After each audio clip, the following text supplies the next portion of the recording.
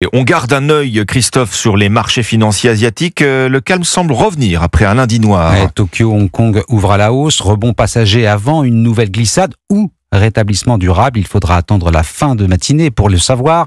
Il faudra aussi observer bien sûr ce qui se passe du côté des places financières européennes. Si vous avez quelques actions en bourse, le maître mot Baptiste Morin, c'est surtout ne pas paniquer.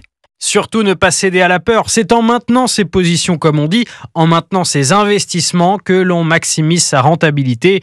Mathias Bacchino est le directeur Europe de la banque en ligne Trade Republic. Celles et ceux qui vendent parce que ça vient de baisser, qui attendent que ça remonte pour re-rentrer, ceux-là vont rater les meilleures journées et ceux-là auront un vrai handicap pour leurs investissements à 20 ans. Pour être un bon investisseur en bourse, il faut réfléchir à l'envers. Vous avez envie de tout vendre, eh bien il faut plutôt faire l'inverse.